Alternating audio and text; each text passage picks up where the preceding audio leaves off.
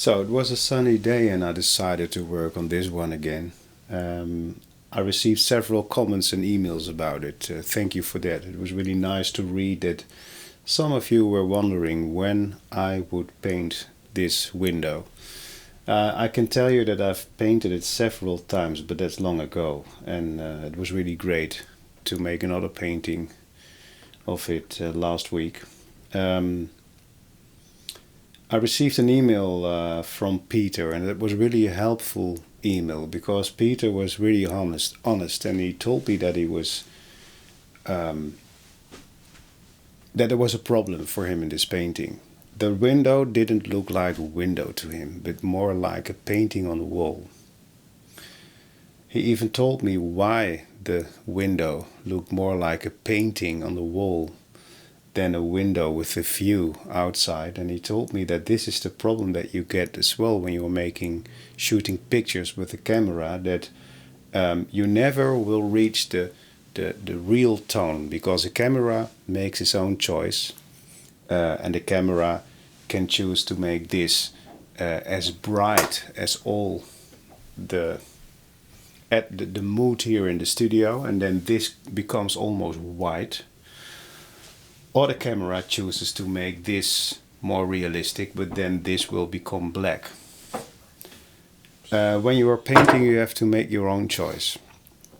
I immediately saw what he was writing about, and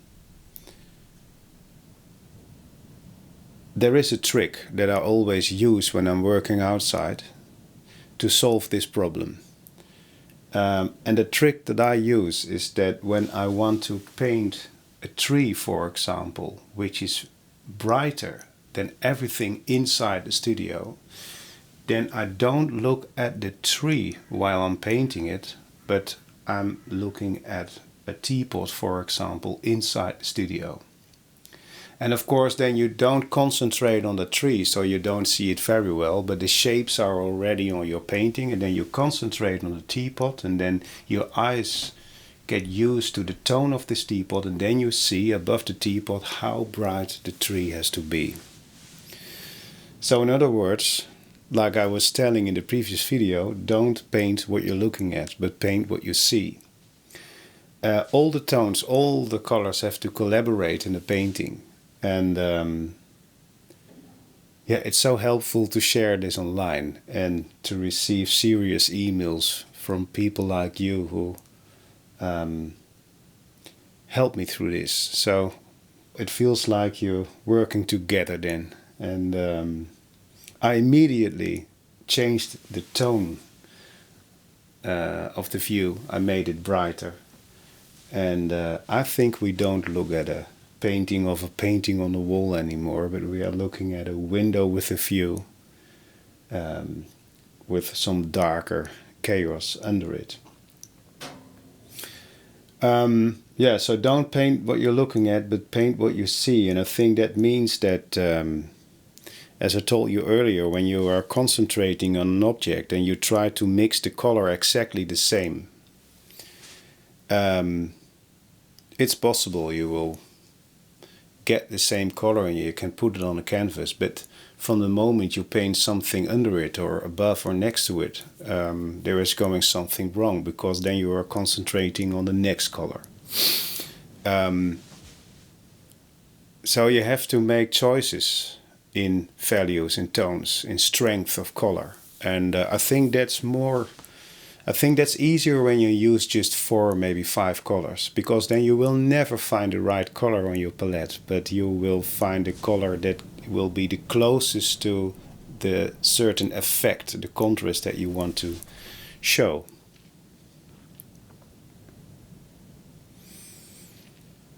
This very cold greenish color, for example, I only saw it when I was looking out the window. When I was looking really at this point and I was concentrating on this color, it became more pink. But when I was looking out the window, it's unbelievable, but it became blue and green.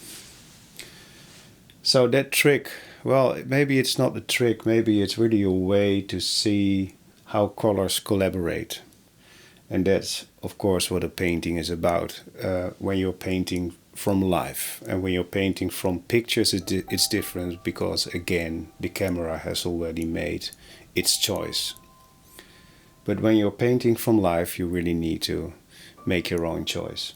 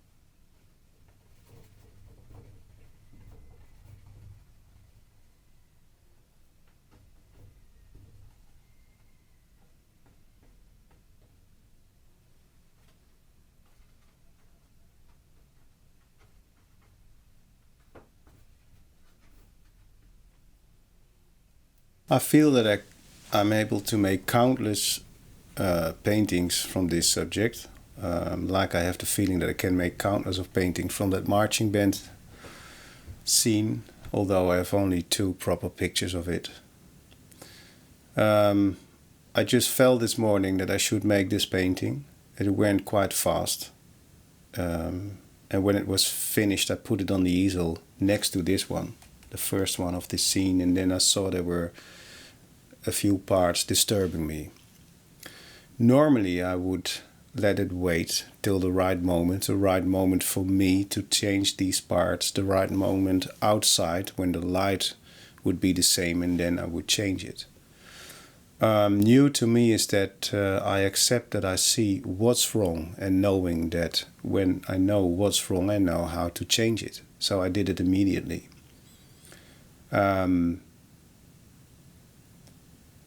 These are things I'm exploring since I'm visiting other artists. I noticed that I'm so strong convinced in my own beliefs. I have my way of working, and my way works well for me, so there's nothing wrong with that. But being surprised by how someone else is doing the same, making paintings, it brings another possibility to explore new ways of doing the same, but then in different ways. Well, to be clear, I visited Rob Houdijk this week. I visited him 2 weeks as well. I told you about him. He's a very good painter. And this week I met him. I was there with someone with cameras and microphones, and we shoot a lovely video where we painted each other, and we had a very good conversation. It's so good to speak with someone who has made already countless of sculptures and paintings.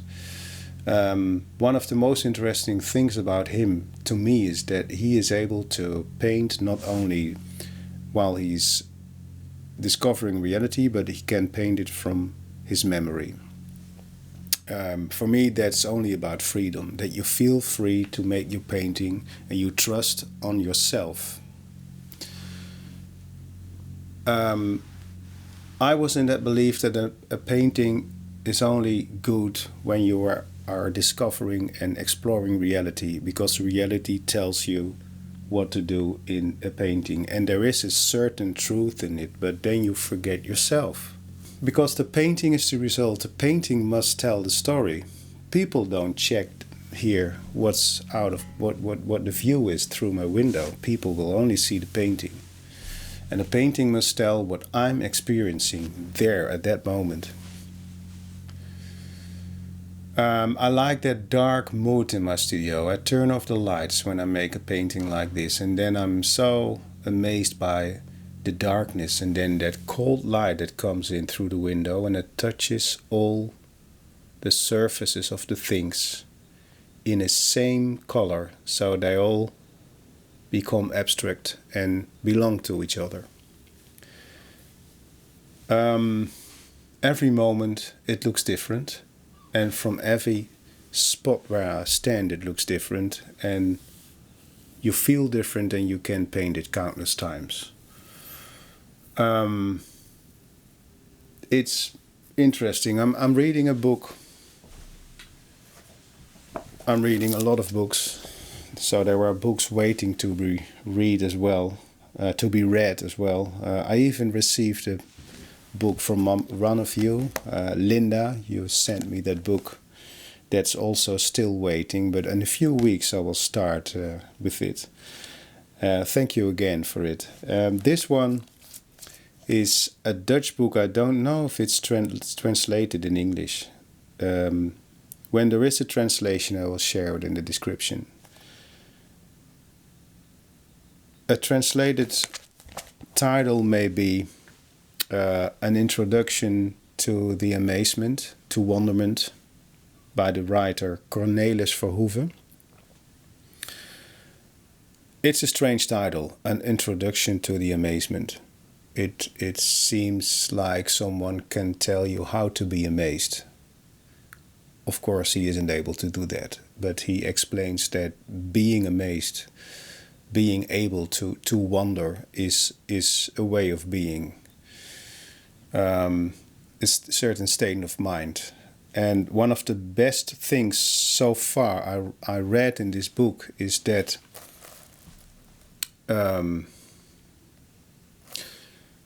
it's about that reason maybe why the possibilities are countless. I told you in more videos about that space between you and your subject, that space between you and a fact, a hard fact, reality. The reality isn't that interesting. We are not interested in reality. We are interested in how an artist sees reality. So it's about that space between the artist and a fact, reality. This writer even tells that endless source is in the fact. It's in the object. As long as you are able to be amazed, to wonder, you will receive endless knowledge and facts from this thing. When you start to define, it stops. It stops for you. And when you stop defining and you be open, then it will come all to you. And when people have their own specialty and they work really hard on their own facts, their own objects, their own survey, he tells us that he noticed that all the knowledge you receive is even universal. So all the things you discover as a painter are maybe the same as people discover from other jobs. I believe that's true. And I think it's really, really a good thing to know that there is a way to receive this endless information that you need. And things are coming together now. You read such a book and then you speak this artist Rob Houdijk while we were painting each other. And we were talking about, well, I didn't tell him about this book yet, but we were talking about this. He knows to explain as well that a good painting is not, it feels that it's not made by him, but it's made by itself. And you need a certain approach and a way of working to let it succeed. Well, you should watch that video. It's becoming a beautiful video. That man that helps me, he made beautiful shots. And the conversation will be on my podcast, the podcast Art in the Making. So there you will hear our conversation. I will post it soon. And then the video from the two of us will be online next week. So that will be the next video this Friday. Thank you for joining me again this week in the adventure. And enjoy your weekend, and see you next week.